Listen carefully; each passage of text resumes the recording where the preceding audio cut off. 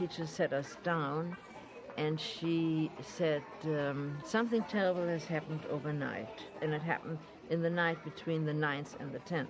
And something terrible has happened during the night. We got to school, 2 SS or SR, I don't remember who, but brown shirt, men with German shepherds holding on to them, and the shepherds were wearing muzzles.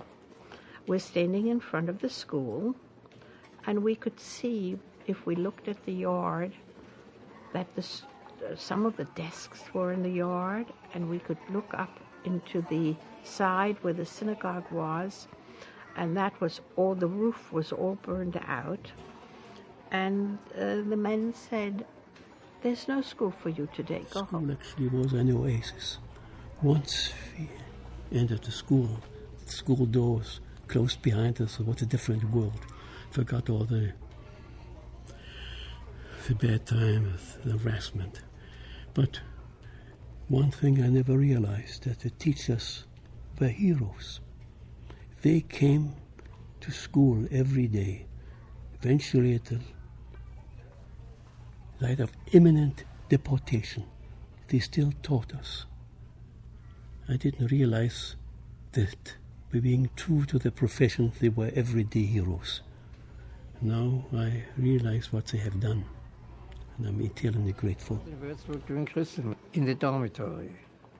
During that night in that dormitory, which was in a very small street in Würzburg, in the middle of the night, we had noise, and they broke in. It was a heavy door. They broke in. And the janitor in that building, who was non-Jewish, he told us, "Get up, they are coming here, and they're going to make some workers, so get up and be ready to leave." Okay. So we were dressed rapidly, and we waited. Now the house people on that building, they were Jewish. He went to the police, but he never came back, because the police was told during this night, "Don't do anything with us.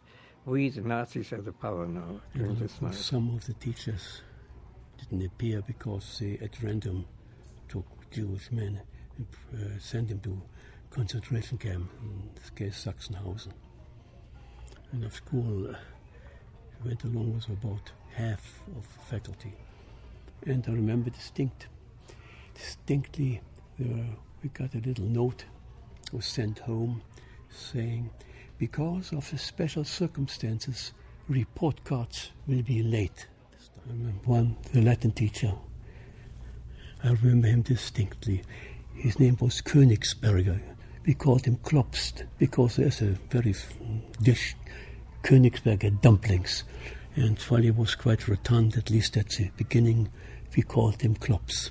He taught Latin.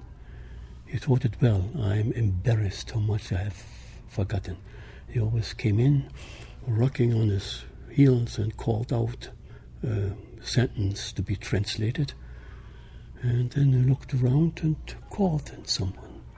And very often he looked at the front row, and there were sitting 2 timid girls, Gisela and Gisa, and it always happened. He asked the question, and then Gi, drawing it out, and the 2 girls in anticipation. And then the second syllable, Sa was a la, then 1 girl. They didn't have to be concerned. They were excellent students. They both perished. And Klops, the teacher, perished too.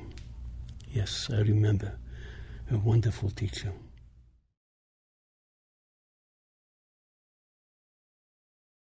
Teacher sat us down and she said, something terrible has happened overnight, and it happened in the night between the 9th and the 10th.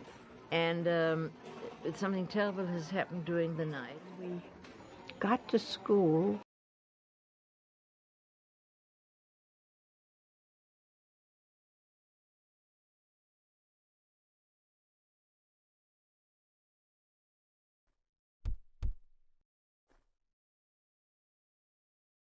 Someone knocked on the door, and told my father that he and his brother and my grandfather should not go to the synagogue that day because something terrible was coming down. And then while walking to school, I saw the Jewish the windows of Jewish stores broken, and I saw already at the distance the smoke.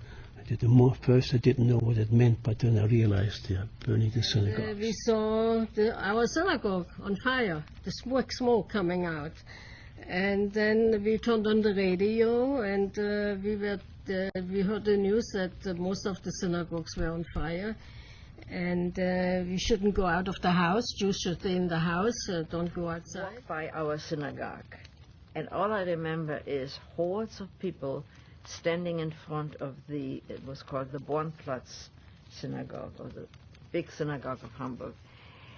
And it had not been set on fire, and it wasn't set on fire, but they were standing in front of it and throwing stones through the beautiful stained glass window. I think that they had gone into the synagogue and ransacked it on the inside.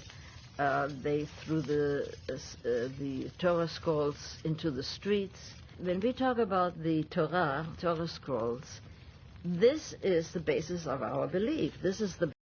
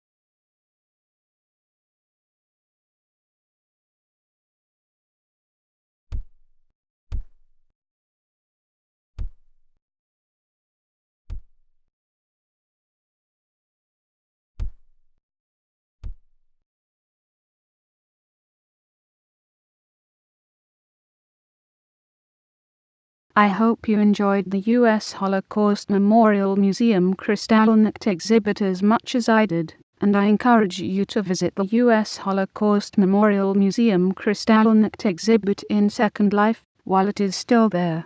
For more pictures of my adventures in Second Life, go to Zarrakan.com and navigate to Media and then Pictures to access the online photo album. Please give your thoughts about this video's content in the comment section.